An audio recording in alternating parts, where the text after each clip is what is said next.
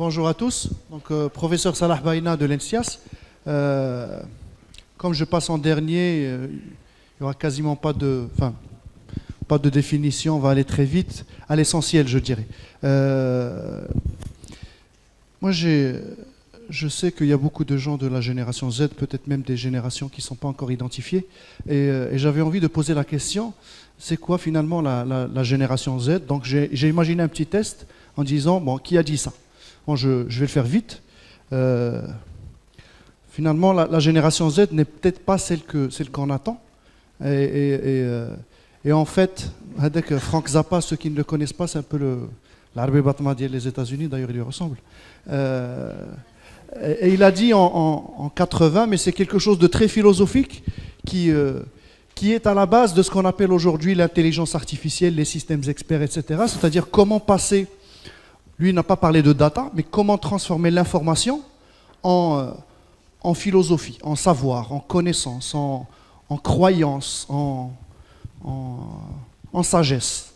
Et en fait, aujourd'hui, on essaie de construire des systèmes intelligents qui ont la sagesse humaine, donc même quand on envoie un drone faire la guerre, on veut quand même que ça soit fait éthiquement. Hein, on veut faire la guerre, mais il faut que ça soit éthique. Donc les robots qu'on envoie, il faut qu'ils soient éthiques, il faut qu'ils soient gentils.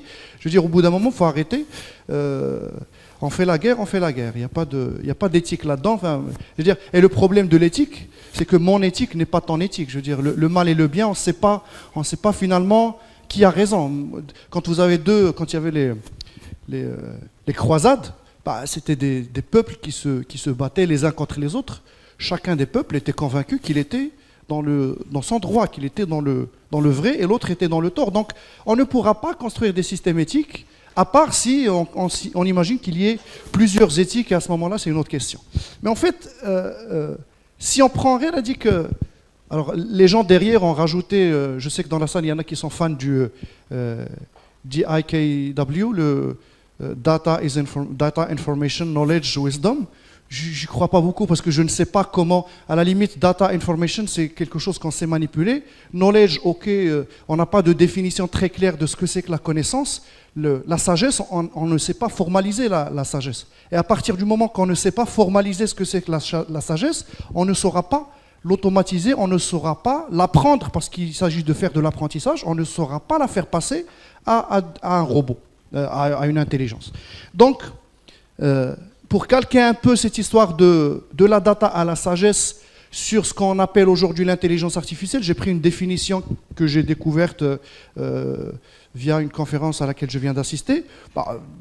Grosso modo, l'intelligence artificielle, c'est qu'on essaye d'avoir des robots, des programmes, de l'informatique qui s'approchent de l'intelligence humaine. Et donc, dans cette approche, on aimerait bien que ça soit aussi de la sagesse, de l'éthique, de tout ce qu'on veut.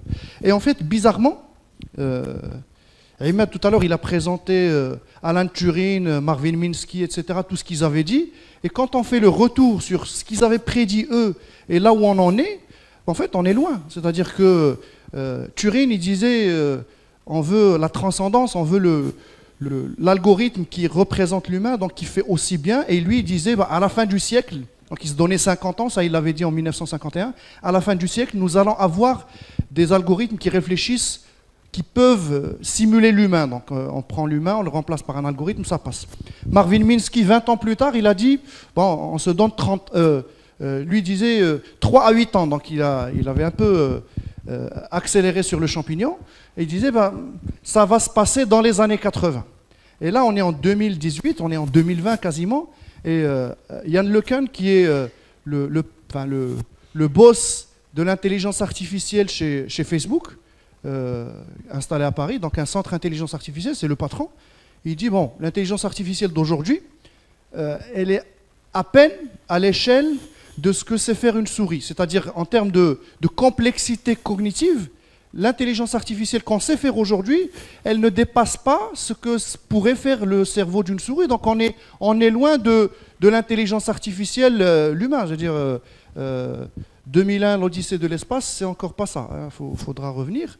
Et puis, je veux dire, il y a d'autres films de science-fiction qui nous font croire, en fait, on est tous dans un rêve éveillé où tout le monde croit que que le robot, l'intelligence artificielle, c'est à nos portes, c'est demain, je veux dire, on n'est pas sûr. Maintenant, ça ne veut pas dire qu'il n'y a pas des tâches du travail que fait l'humain aujourd'hui qui pourraient être faites par une machine. Et je dis heureusement. Je veux dire, il y a des gens dans le métier, c'est de faire des tableurs Excel. Heureusement qu'on va les sauver, hein, parce que c'est peut-être pas uniquement les gens de l'usine qu'on va aider, mais peut-être aussi des gens dans leur bureau. On va leur permettre de ne plus faire des tableurs Excel et ça sera à la limite le travail d'une machine. Donc, l'intelligence... Alors, qu'est-ce qui nourrit ce rêve éveillé? C'est que de temps en temps, on nous donne des exemples réels, réalistes. On nous dit aujourd'hui, l'intelligence artificielle a battu l'être humain dans quelque chose qu'on se disait jusque-là, le jeu de Go, c'était parmi les jeux les plus complexes et tous les experts disaient jamais une intelligence artificielle ne pourra jouer au Go. Oui, bah, ça c'était le mythe est tombé, mais par contre, je pourrais très bien boire un café avec l'Isidol parce que jouer au Go, c'est pas la seule capacité de l'humain. C'est-à-dire que l'humain, il joue au Go, il raconte des blagues, il va au cinéma, il sort dans un café. La machine, elle est tellement spécialiste qu'elle sait jouer au Go, mais elle ne sait pas jouer aux échecs. Elle peut jouer très bien aux échecs, mais pas savoir jouer aux dames.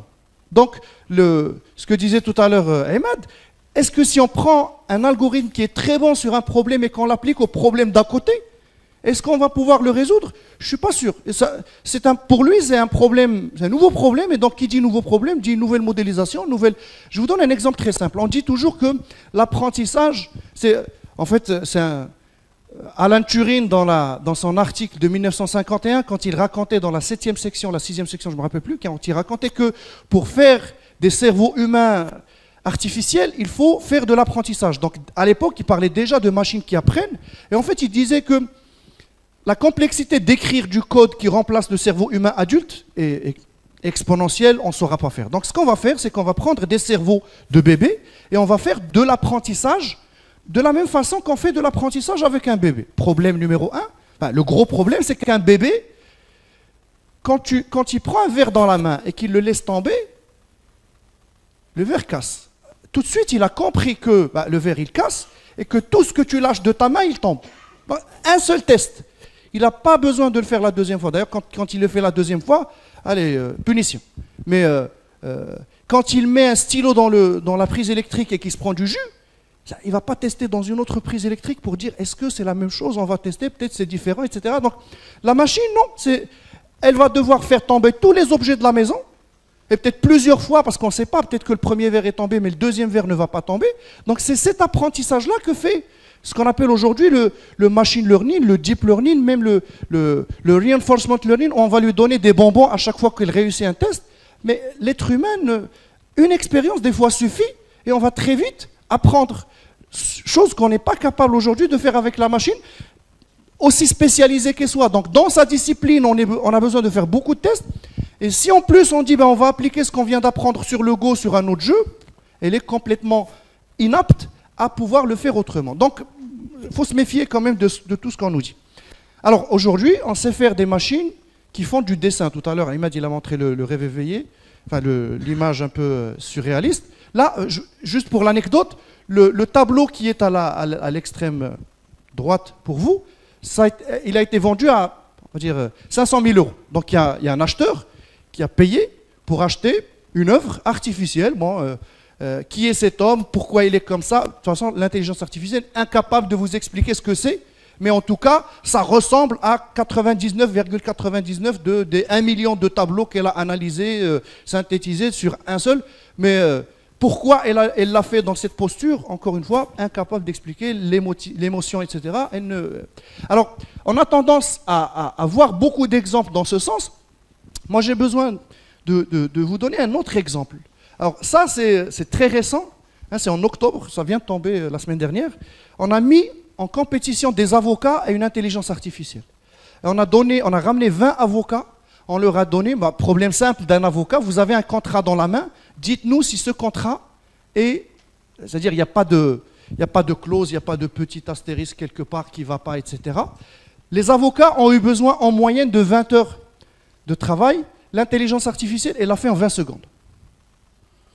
Donc, Quand je disais tout à l'heure, c'est peut-être le mid-management qui va se prendre une claque, bah, c'est justement, on a l'impression que, alors soit on va remplacer les artistes, soit on va remplacer les joueurs de Go, soit c'est la robotisation dans les usines et on va remplacer les ouvriers.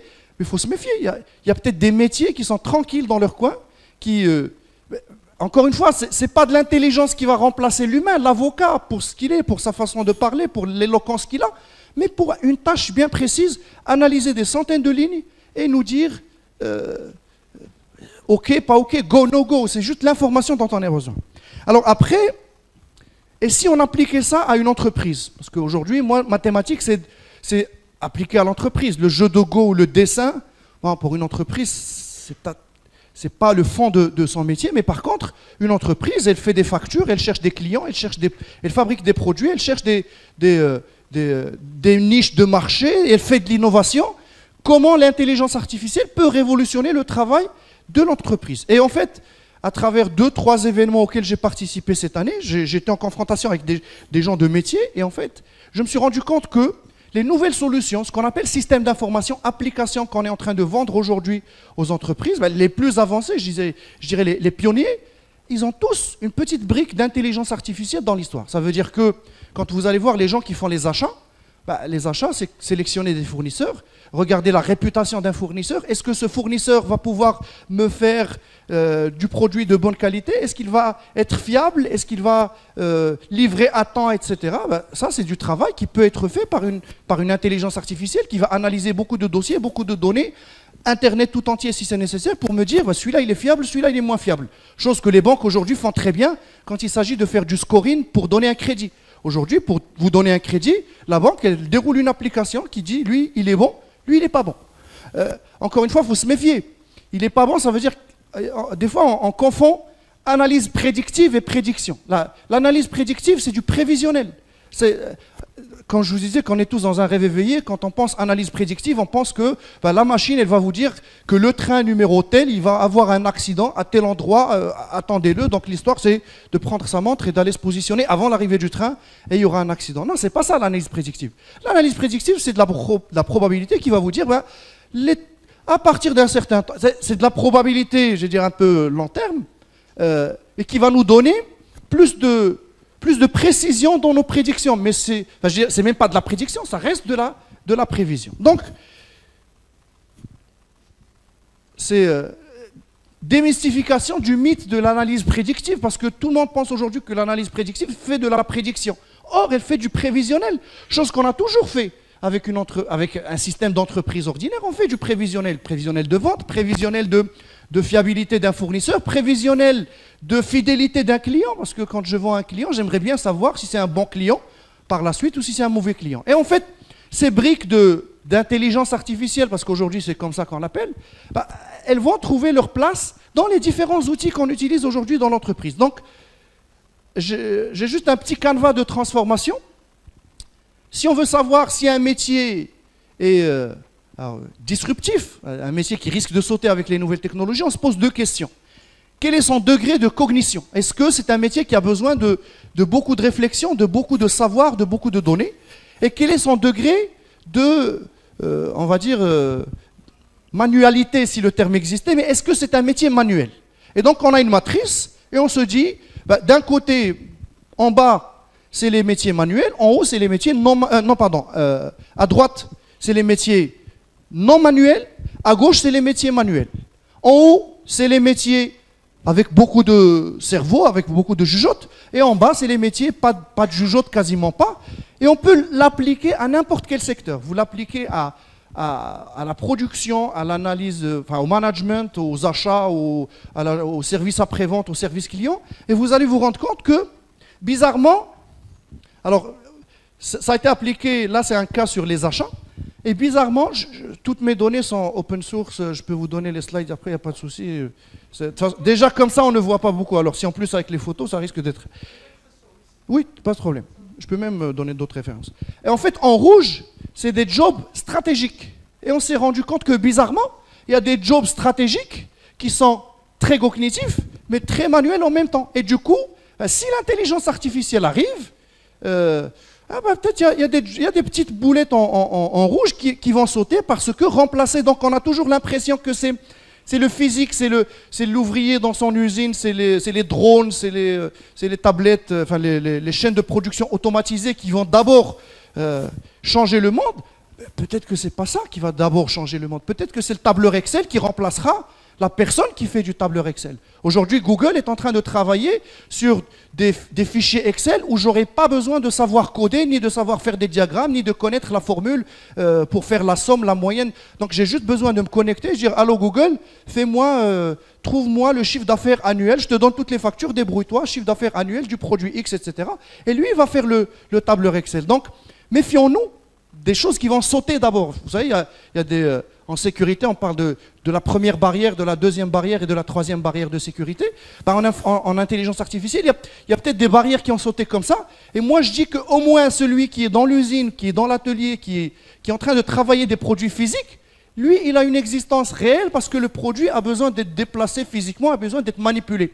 Mais manipuler du fichier Excel, désolé pour ceux dont c'est le métier, ça peut être fait dans le cloud, pas besoin d'humain pour qu'ils viennent le faire. Donc, on a toujours représenté, les gens de système d'information ont toujours représenté l'entreprise comme étant un ensemble de modules. Ça, j'ai repris ça des ERP, mais ça s'applique un peu à tous les métiers. Et je me suis dit, qu'est-ce qui se passerait si on devait brancher de l'intelligence artificielle sur un système de gestion d'entreprise? Alors, il y a plusieurs... je vais zapper les architectures IoT, Cloud, Big Data, etc. Parce que